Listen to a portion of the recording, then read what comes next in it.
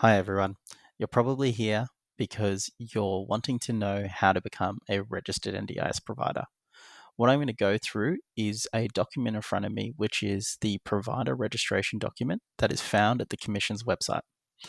I'll go over the steps in becoming a registered provider and add my tidbits in making this process a little bit easier for you. As we look through this document, you'll see this word being thrown around a lot, which is proportionate. Basically, what it means is if you're a smaller provider, you're going to be required to demonstrate or provide different sets of evidence compared to a larger provider. In the sense of proportionate, this can be applied to your level of complexity, how big your workforce is, and in general, the size of your organization. It's important to note that participants who are plan or self-managed can opt to use unregistered providers for services per their plans. These participants will still need to use a registered provider if they require services that require registration, such as specialist behavior supports. So, who needs to be registered? Well, this depends on the types of supports delivered. I'll drop a link in the description below that outlines what the commission deems as high risk and low risk, which is going to help determine if you require registration. As an example, if you deliver specialist disability accommodation or specialist behavior supports, you would be deemed as high risk and thus need to be registered. Looking at the costings, at the moment, the application itself is free. However, there is a fee involved for auditing, and this will depend on that word again, proportionate.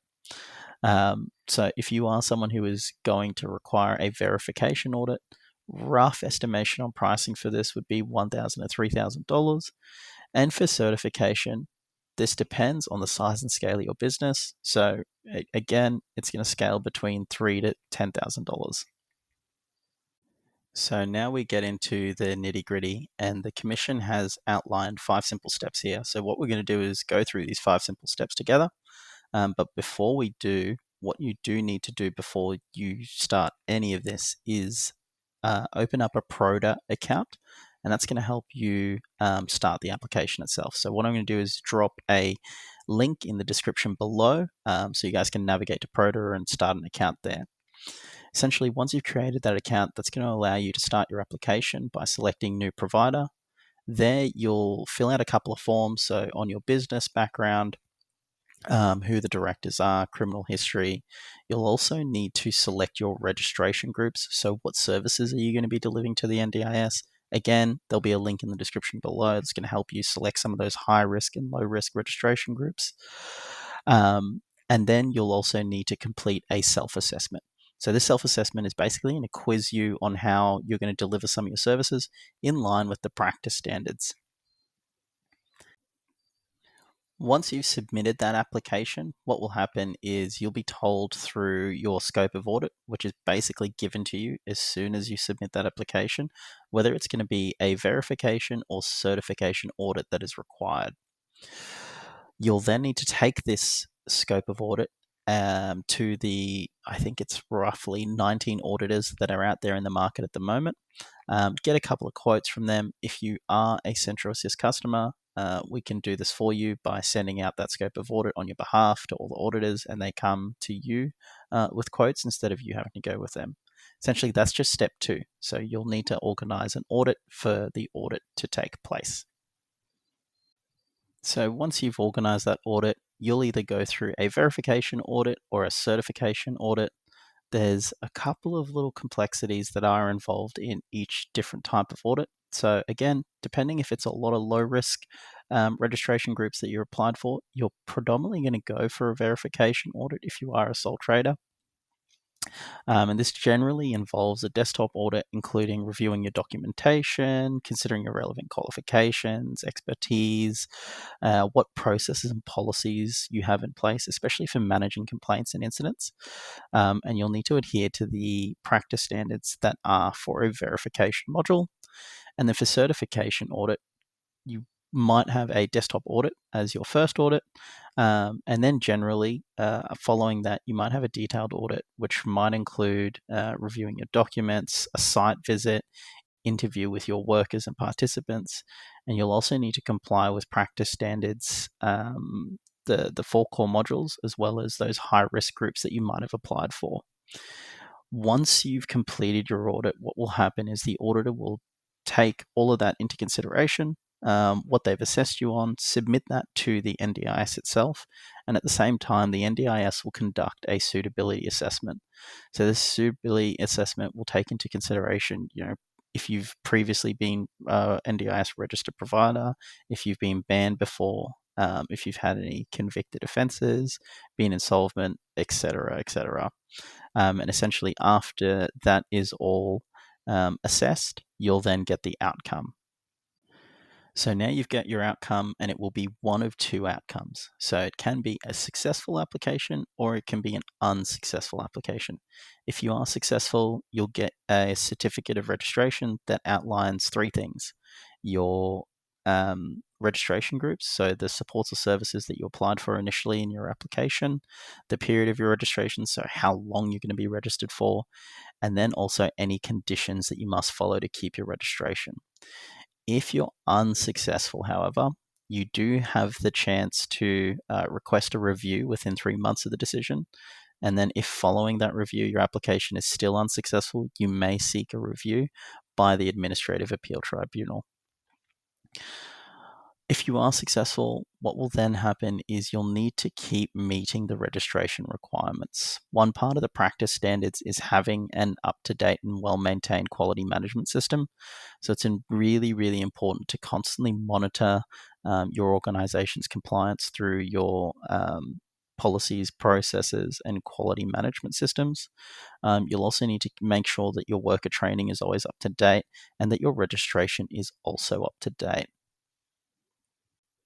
So, how long does the registration process take? Well, this again is going to be proportionate. So, it's going to be dictated by the size and scale of your organization, which is going to affect every step in this 5-step process. What I'm going to do is going to go back to our 5 steps and just give you a rough estimation of times. So, with the application itself, it's just a quite heavy admin task. So, you yourself, a computer, give yourself 2 to 3 hours to complete the application. If I were to combine both the audit and the assessment, this can span anywhere between 3 months to 9 months, just kind of depending on how you want to do your audits, when you can book in these audits, and the availability of the auditors, and how long they take to do the assessments and submit it to the NDIS. Once that's submitted, the outcome, this is where it takes a bit of time and plays into that waiting game.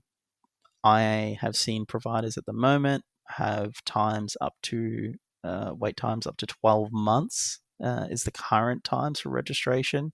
Again, it's going to be dependent on the size and scale of your organization and the complexities of services that you're offering.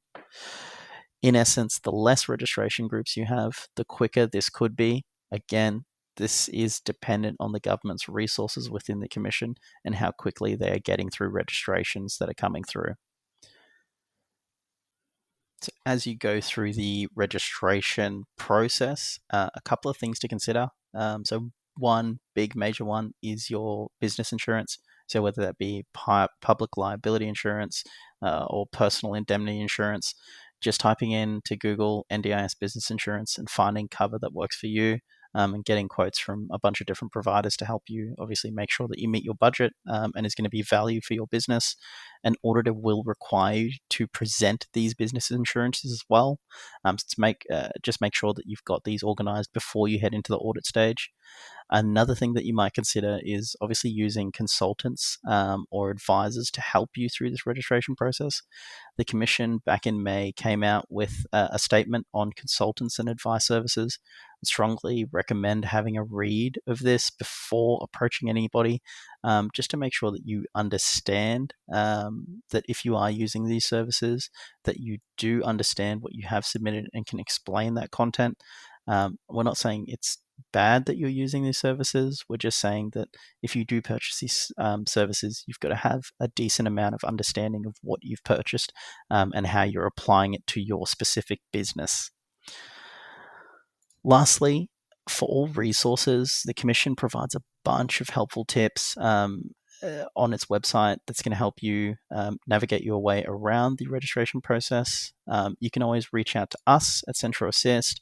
We've got a bunch of helpful tools, blogs, and resources to help you, navigate your way through the registration process, and then also our services as well in helping you maintain. So remember, step 5 of the registration process is making sure that you maintain your registration and maintain those quality management systems that you have in place.